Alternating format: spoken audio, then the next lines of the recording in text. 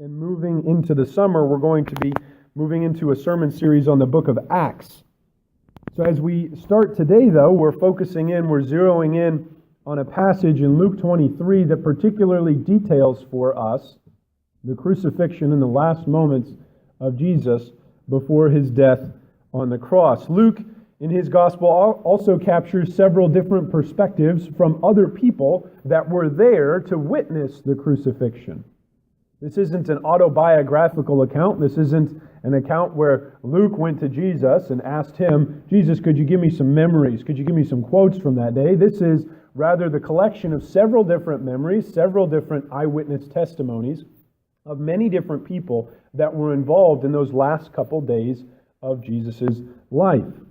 So what we're going to do here this morning is we're actually going to read through the majority of Luke 23. We're going to start in verse 1, and we're going to end at verse 43. And then we're really, during our study time, we're going to focus in on our study and preaching time on verses 32 through 43. But we're going to read a big chunk of Scripture here this morning, so I want to encourage you. Occasionally we do this, where we'll read bigger chunks of Scripture together, so that way we can get the big picture and can see everything that's going on and can see so many different perspectives of what's happening and so many different eyewitnesses that have valid voice given to the text. So today we're going to be talking about trusting and following and proclaiming, and we're going to see that in Luke 23. So let's start our reading today in verse 1 of Luke chapter 23. You can find that on page 1058, which I think Don so kindly got most of our Bibles to this morning. So thanks so much for doing that, Don.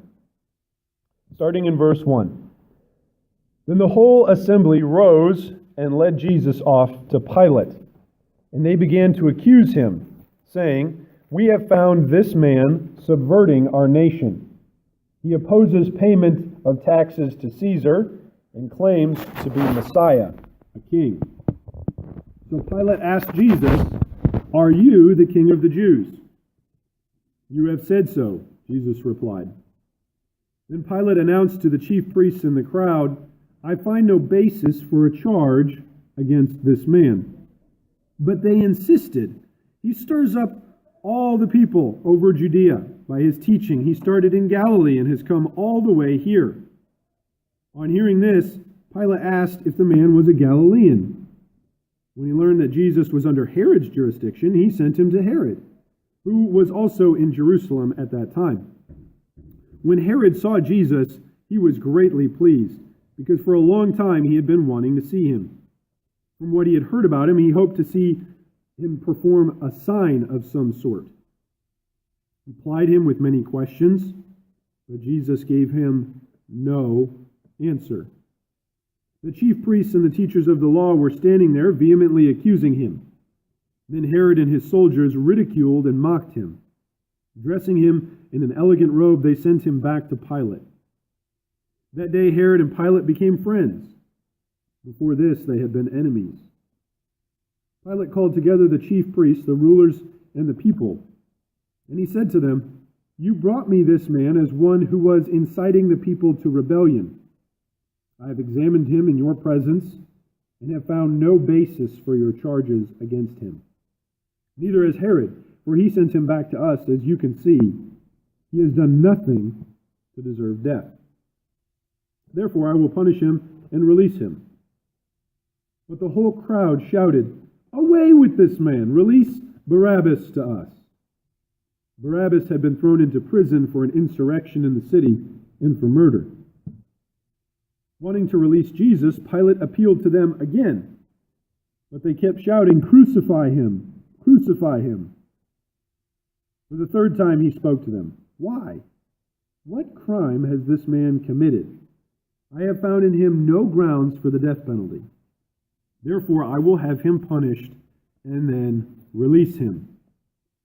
But with loud shouts they insistently demanded that he be crucified, and their shouts prevailed. So Pilate decided to grant their demand. He released the man who had been thrown into prison for insurrection and murder, the one who they had asked for, and surrendered Jesus to their will. As the soldiers led him away, they seized Simon from Cyrene, who was on his way in from the country, and put the cross on him and made him carry it behind Jesus. A large number of people followed him, including women who mourned and wailed for him. Jesus turned and said to them, "Daughters of Jerusalem, do not weep for me. Weep for yourselves and for your children. For the time will come when you will say, 'Blessed are the childless women, the wombs that never bore and the breasts that never nursed.' Then they will say to the mountains, 'Fall on us,' and to the hills, 'Cover us.' For if people do these things when the tree is green, what will happen when it is dry?" 2 other men, both criminals, were also led out with him to be executed. When they came to the place called the Skull, they crucified him there, along with the criminals, one on his right and the other on his left. Jesus said, "Father, forgive them, for they do not know what they are doing." And they divided up his clothes by casting lots. The people stood watching, and the rulers even sneered at him. They said, "He saved others.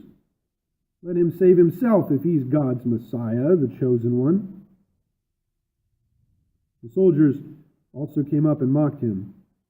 They offered him wine and vinegar and said, "If you are the king of the Jews, save yourself." There was a written notice above him which read, "This is the King of the Jews." One of the criminals who hung there hurled insults at him. "Aren't you the Messiah? Save yourself and us." But the other criminal rebuked him. "Don't you fear God?" he said, "since you are under the same sentence? We are punished justly, for we are getting what our deeds deserve.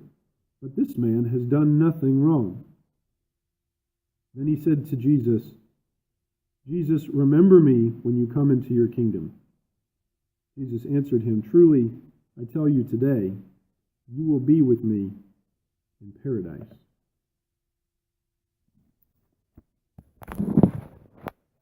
Reading the last days of Jesus' life before his crucifixion are sobering, aren't they? At least for me, it's tough to read. It's tough to hear about a crowd that has no basis for wanting to murder a man. It's tough to hear about the same crowd that wants a murderer to be released. It's tough to hear about the corruption that's inherent in the system with Pilate, with Herod. It's tough to hear about the corruption inside the religious leaders and the courts of that day. It's tough to hear about the soldiers, people who are committed to upholding the law, doing such terrible things as going to every extent to mock this man who is innocent.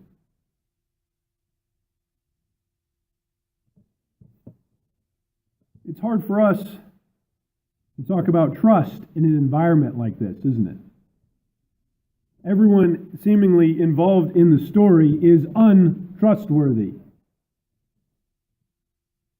When I was a much younger man and had more hair on my head and less on my face, I used to take the Boy Scout oath every week in Boy Scouts. We'd raise our hand and we'd make the Boy Scout symbol, and one of the oaths that we took was that a Boy Scout is trustworthy. Well, almost nobody in Luke 23 seems to be trustworthy. We hear about this man who was crucified alongside Jesus, deservedly so, for he's a thief. We hear about this other man who's crucified alongside Jesus, deservedly so, he's also a thief. We hear about the soldiers, Roman occupying soldiers who are occupying a foreign land, who are the enemy in this context, the enemy of these people, these crowds.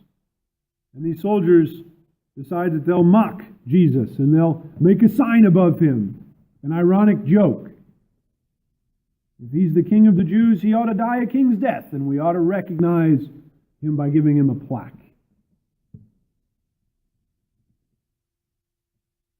The leaders Pilate and Herod seem to bounce back and forth about who is going to make the ultimate decision in the case of this man, Jesus of Nazareth.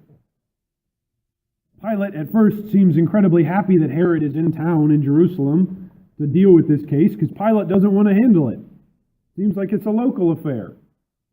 Perhaps someone local should deal with it. So he sends Jesus to Herod. Herod is excited to see Jesus. But in his excitement, he's not excited because he's meeting with the Lord of the universe. He's not excited because he's meeting with the one who would soon die for the sins of the world. He's excited because he's hoping to see some magic tricks. He's hoping to see a sign. He's hoping to see something that he's heard about. He's heard so much about this Jesus of Nazareth. This one who fed 5,000 people with a few loaves of bread and a few fish. This Jesus who raised a man named Lazarus from the dead. This Jesus who has told countless people, go away and be healed. And they went away and they were healed. This Jesus who told a centurion that miles away his son had recovered. And his son did recover. This Jesus who said that he would come on behalf of his people, and that he would die and that he would be raised again in 3 days. Herod wants a sign. He wants to see some sort of act. Jesus gives him no act. Jesus gives him no sign. We're told in verse 9, Herod plied him with many questions, but Jesus gave him no answer. It's hard for us to trust anyone involved in this scenario. Everyone just seems to be a corrupt crook.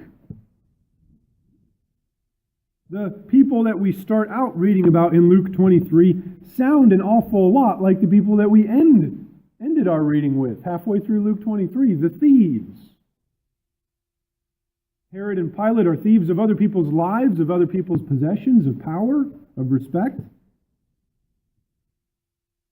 It seems like everyone in this chapter is deserving of crucifixion except for one person.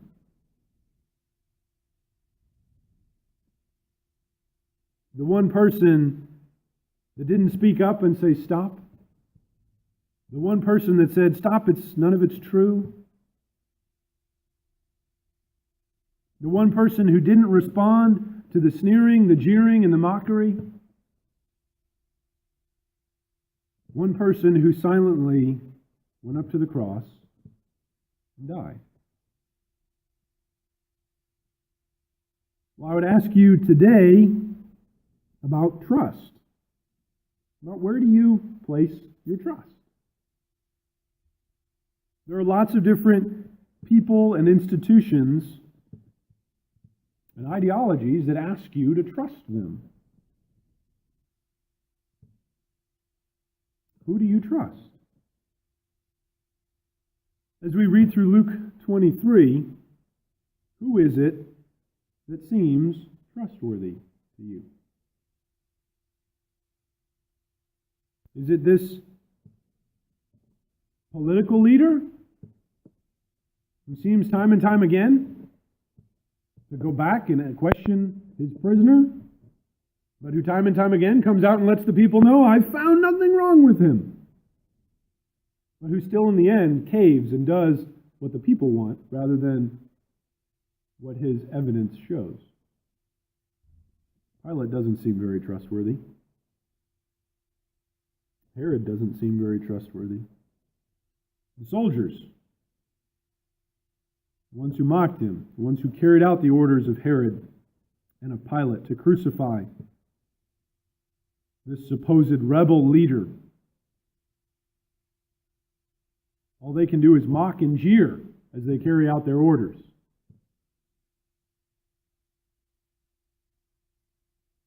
They're not trustworthy at all. Maybe the thieves seem trustworthy. What if we were at a social gathering, say on Tuesday during discussion group, and I came up and I introduced myself to you, shook your hand and said, hello, I'm Jacob the thief. Would that indicate someone that's trustworthy? Would you think, oh boy, Jacob the thief, I'd love to have him babysit my grandkids? No! This is precisely how we're introduced to to these two thieves who die alongside Jesus. They're thieves, not trustworthy. They're guilty, and they're deserving exactly of what they receive. No one here seems trustworthy except for this one person, who gives us relatively little words in the midst of all of this commotion, in the midst of shouting crowds, in the midst of deliberating diplomats, in the midst of shouting soldiers, in the midst of quarreling thieves. There's one person who's relatively quiet. When all the voices of the world are speaking up, the Lord is silent and listening.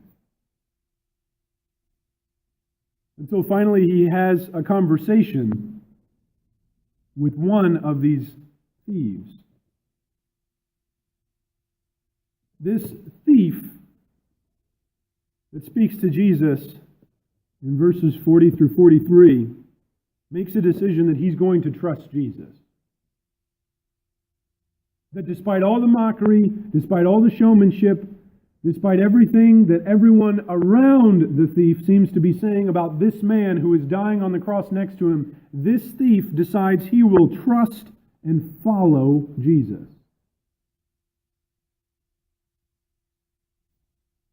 He says in verse 41, "We are punished justly, for we are getting what our deeds deserve, but this man has done nothing wrong." Then the thief turns to Jesus and said, "Jesus, remember me when you come into your kingdom." The soldiers had painted that sign above him, right? The King of the Jews.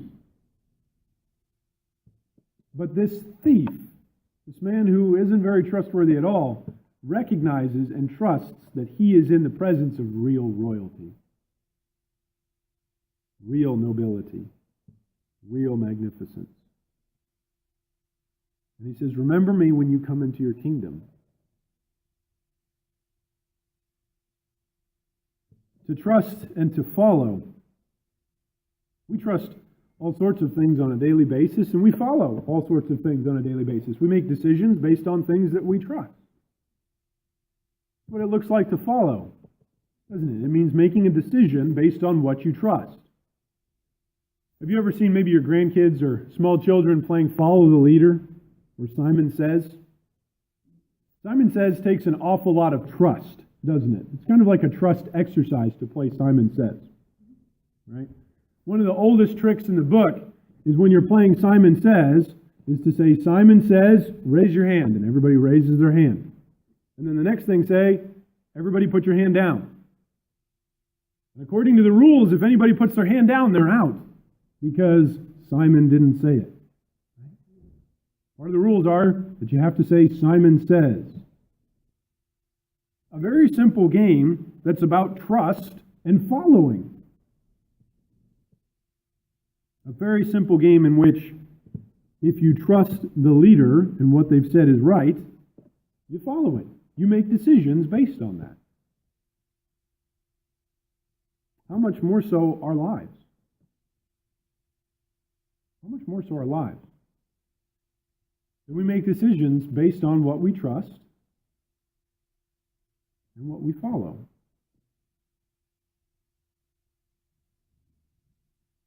For us here at Lake St. Charles today, our challenge is to recognize who it is that we put our trust in. And then what is it that we're following? Who is it that we're following? We hear about lots of these thieves, these untrustworthy people throughout Luke 23. We hear all sorts of people who are following all sorts of different things. The soldiers are only following orders. Pilate is just following along with the crowd. Herod is just following along with what he's heard about Jesus. One thief on the cross is just following along with the mockery. "Aren't you the Messiah? Save yourself and us." Jesus had every right in that moment to turn and say, that's what I'm doing. But he didn't. He remained trustworthy. He remained silent. He didn't respond to the mockery.